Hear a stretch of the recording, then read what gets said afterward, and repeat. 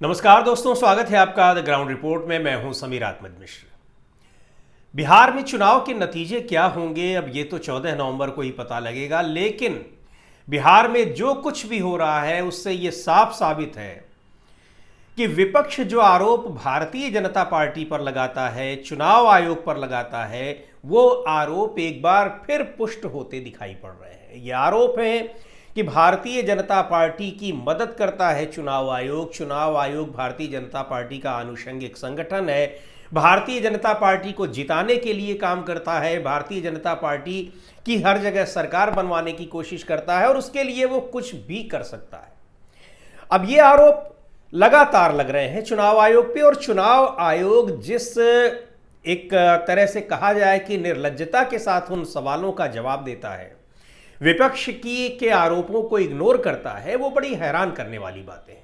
अब आप देखिए कि किस तरीके से 30 अक्टूबर को इतनी नृशंस हत्या की जाती है एक पार्टी के उम्मीदवार के कार्यकर्ता की, उनके सहयोगी की, साथी की, और बाकायदा एक भीड़ में मार होती है, मारा जाता है, गोली चलती है, सब कुछ होता है।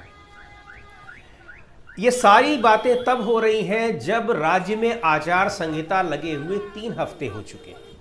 6 अक्टूबर से ही राज्य में आचार संहिता लगी हुई है, और इस आचार संहिता के लगे होने के बाद लोग दर्जनों गाड़ियों के काफिले के साथ, 40-50 गाड़ियों के काफिले के साथ चुनाव प्रचार कर रहे हैं, आमने सामने आते हैं, मार देते हैं किसी को, गोलियां चलती हैं, हथियार लहराए जाते हैं। चुनाव आयोग को ये सारी चीजें नहीं दिखाई पड़ती। ये सब कुछ चीजें हो रही हैं, लेकिन इन सब के दौरान प्रधानमंत्री नरेंद्र मोदी कहते हैं कि 20 साल पहले यहां पर जंगल राज हुआ करता था।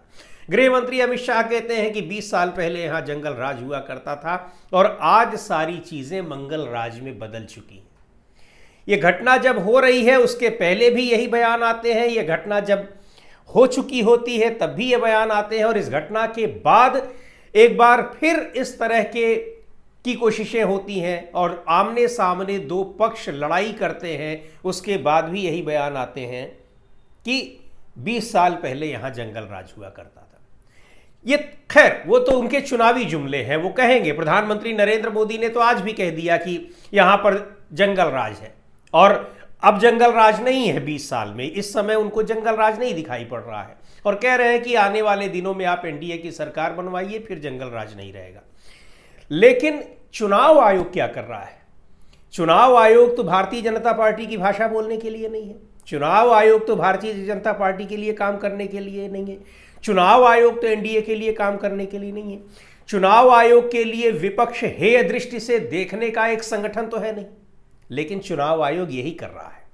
और बहुत दबाव में आने के बाद जिस तरीके से आप जो 30 तारीख को घटना हुई, जिसमें जनसुराज पार्टी के पीयूष प्रियदर्शी के एक साथी सहयोगी दुलार चंद यादव को मारा गया, उसके बाद ये पूरा का पूरा घटनाक्रम, उनके खिलाफ अनंत सिंह, वहां जो जेडीयू के प्रत्याशी हैं, अनंत सिंह के खिलाफ मामला दर्ज किया गया। 4 अन्य लोगों के खिलाफ नामजद रिपोर्ट दर्ज की गई, एफआईआर हुई।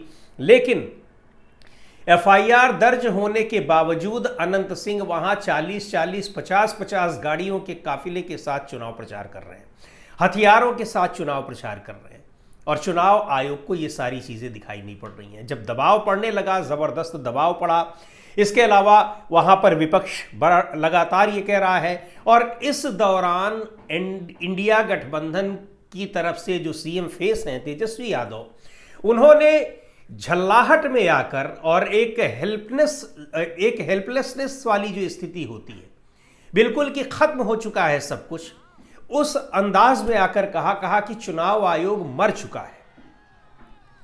इस उनकी शब्दावली के बाद शनिवार की देर रात, जब शनिवार को भी दिन भर प्रचार प्रसार कर रहे हैं अनंत सिंह, उसके बाद उनको बाकायदा पुलिस वाले रिक्वेस्ट करते हैं गिरफ्तार करने के लिए। वो जब आप दृश्य देखेंगे, वो विजुअल्स अगर आप देखेंगे तो उसमें सीधे दिखाई पड़ रहा है कि बाकायदा सीना ताने अनंत सिंह निकलते हैं, उनसे रिक्वेस्ट की जा रही है, उनसे अनुनय विनय की जा रही है कि आप चलिए, और डैमेज कंट्रोल करना है, किसी तरह से फेस सेविंग करनी है, चुनाव आयोग का आदेश आया हुआ है कि आपको गिरफ्तार करना है। तब जाकर उनको गिरफ्तार किया जाता है। और गिरफ्तार करने के बाद पुलिस को उनकी कस्टडी की ज़रूरत नहीं होती है, उनसे पूछताछ की ज़रूरत नहीं होती है, उनको न्यायिक हिरासत में 14 दिन के लिए भेज दिया जाता है। उनके साथ 2 और लोग गिरफ्तार किए जाते हैं, लेकिन बाकी जो 4 लोग नामजद हैं उनकी गिरफ्तारी का कोई अता पता नहीं है। दूसरी बात ये कि इन सब के बाद भी बिहार में इसी तरीके से चुनाव प्रचार जारी है, और अनंत सिंह की अगर गिरफ्तारी हुई है तो गिरफ्तारी के पीछे और भी बहुत से कारण हैं। गिरफ्तारी इसलिए हुई है कि वहां मोकामा में अब सीधे दिखाई पड़ रहा था कि उनकी हार भी होने वाली है। इस गिरफ्तारी से भी उनको चुनावी फायदा पहुंचाने की कोशिश की जा रही है। कितना चुनावी फायदा उनको पहुंचता है देखने वाली बात होगी, लेकिन फिर चुनावी फायदा पहुंचाने की कोशिश की जा रही है।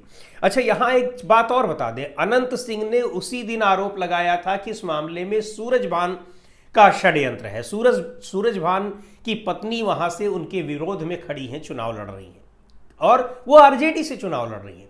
सूरजभान भी माफिया गुंडा हैं, डॉन हैं, सजा याफ्ता हैं, चुनाव नहीं लड़ सकते हैं, पत्नी उनकी चुनाव लड़ रही हैं। ऐसा नहीं कि वो कोई दूध के धुले हुए हैं। अनंत सिंह भी माफिया डॉन है, सजा पा चुके हैं, लेकिन बाद में फिर बरी कर दिए गए। और जिस तरीके से चुनाव प्रचार कर रहे हैं, जिस तरह से पत्रकारों से बातचीत कर रहे हैं, बावजूद इसके पत्रकार न जाने क्यों उनके पास पहुंचे रहते हैं, उनको जलील कर रहे हैं, और जिस तरीके से उनके समर्थक बिल्कुल उस अंदाज में बैठे रहते हैं कि किसी पत्रकार ने कोई जरा भी इधर उधर का सवाल पूछ लिया तो उसके ऊपर वो चढ़ बैठेंगे। एक पत्रकार के साथ इस तरह से उन्होंने किया भी, ऑन कैमरा उनको कहना पड़ा, अरे भाई धक्का क्यों दे रहे हो, लोकतंत्र है, मैं सवाल पूछूंगा। तो वो अनंत सिंह, उनको गिरफ्तार ना हो, उनको फिर गिरफ्तार जानबूझकर कराया गया कि ये कहीं ऐसा ना हो कि नुकसान पहुंचा दे और वो हार जाए। इससे क्या होगा, अब ये कहा जा रहा है कि उनकी वो पत्नी जो उनकी जगह पर, जब उनको सज़ा मिली थी, जब वो चुनाव नहीं लड़ सकते थे, तब उनकी जगह पर वो चुनाव लड़ी थी, अब वो चुनाव प्रचार के लिए बाहर निकलेंगी और एक सिंपैथी वोट गेन करने की वो कोशिश करेंगी। यानी कि मेरे पति तो अब जेल चले गए हैं, क्या होगा। अब जनता किसी को भी वहाँ पर वोट दे, वो अलग बात है, लेकिन किसी भी तरह से ये इस तरह की अगर घटनाएं हो रही हैं तो इसमें शासन प्रशासन की नाकामी है। कि चलिए अचानक कोई घटना हो जाती है वो तो समझ में आता है, लेकिन आमने सामने वहां पर घंटों गोलियां चल रही हैं, मारपीट हो रही है और पुलिस प्रशासन खामोशी के साथ देख रहा है और देख ही नहीं रहा है। उसके बाद आप ये देखिए किस तरीके से बाकायदा उनको चुनाव प्रचार का भी मौका भी दिया जा रहा है, ये बताने की कोशिश कि आप सत्ता के साथ हैं तो आपका कुछ भी नहीं हो सकता है, और वास्तव में होता भी नहीं कुछ। लेकिन रविवार को प्रधानमंत्री नरेंद्र मोदी की उसी पटना में रैली थी, रोड शो था, और मोकामा विधानसभा जो कि जहां से अनंत सिंह प्रत्याशी हैं, जहां ये घटना घटी है, वो पटना जिले में ही आता है। वो विधानसभा आती है वहीं पर। पटना जिले में कुल 14 विधानसभाएं हैं, जिनमें से एक मोकामा भी है। तो ये इस चीज से अपनी फेस सेविंग करने के लिए, या ये मुद्दा बहुत बड़ा बन न पाए उससे फिर, और या फिर एक संदेश देने की कोशिश कि हाँ हमने उनको गिरफ्तार कर लिया, या पुलिस ने उनको गिरफ्तार कर लिया, या चुनाव आयोग के निर्देश पर, क्योंकि पटना के एसएसपी ने कहा भी कि चुनाव आयोग का निर्देश था, यानी पटना के एसएसपी के पास कोई ऐसी सूचना नहीं है, या उनका कोई कर्तव्य नहीं बनता है, या उनकी कोई जिम्मेदारी नहीं बनती है कि कोई व्यक्ति हत्या का अभियुक्त है, एफआईआर उसके खिलाफ है, तो उसको गिरफ्तार करे या ना करे। ये सारी चीजें चल रही हैं बिहार में, और इस तरह की घटनाओं के बीच चुनाव आयोग दावा कर रहा है कि वो स्वतंत्र और निष्पक्ष चुनाव करा रहा है। कानपुर में बोले ज्ञानेश कुमार गुप्ता, जो मुख्य चुनाव आयुक्त हैं, उनसे सवाल पूछा गया कि आखिर क्या हो रहा है बिहार में, तो उन्होंने कहा कि चुनाव आयोग न तो किसी के पक्ष में है न किसी के विपक्ष में है, चुनाव आयोग एक निष्पक्ष है। चुनाव आयोग को होना ही निष्पक्ष चाहिए ज्ञानेश कुमार जी, लेकिन चुनाव आयोग अपनी निष्पक्षता को साबित नहीं कर पा रहा है, दिखा नहीं पा रहा है कि आखिर वो कैसे निष्पक्ष है।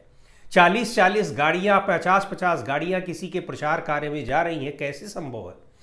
मुख्यमंत्री नीतीश कुमार से दर्जनों गाड़ियों के काफिले के साथ चुनाव प्रचार कर रहे हैं, सरकारी पैसे पे वो चुनाव प्रचार नहीं कर सकते।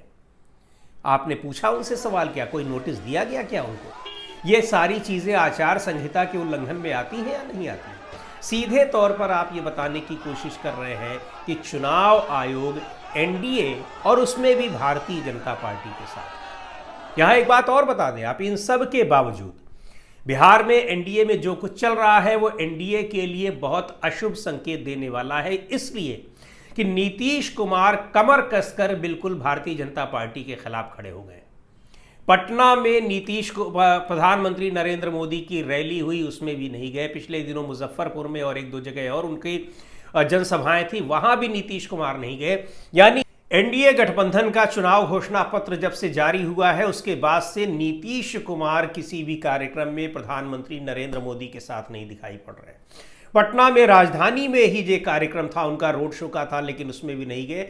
जबकि ऐसे कार्यक्रम ऐसे नहीं होता है कि आमतौर पर कि प्रधानमंत्री का कार्यक्रम हो और नीतीश कुमार उसमें न जाए, गठबंधन में शामिल है और सारी चीज़ें हैं, लेकिन उसके बाद से वो उनके किसी कार्यक्रम में नहीं जा रहे हैं। उनका प्रधानमंत्री का रोड शो का कार्यक्रम पटना में था, उन्होंने अपने कार्यक्रम वहाँ से दूर लगवा लिए और सुबह ही निकल गए ताकि आमना सामना भी ना होने पाए।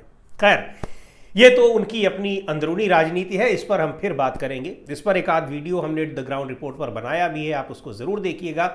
लेकिन जिस तरीके से चुनाव आयोग की भूमिका दिखाई पड़ रही है और चुनाव आयोग जिस तरह से काम कर रहा है, जिस तरह से आचार संहिता का पालन करवा रहा है, उससे चुनाव आयोग की निष्पक्षता और चुनाव आयोग जैसी संवैधानिक संस्था की विश्वसनीयता बुरी तरीके से प्रभावित हो रही है। उस पर बहुत से सवाल उठ रहे हैं और इस गरिमा को, चुनाव आयोग की गरिमा को बचाए रखने की जिम्मेदारी सिर्फ और सिर्फ मुख्य चुनाव आयुक्त पर है।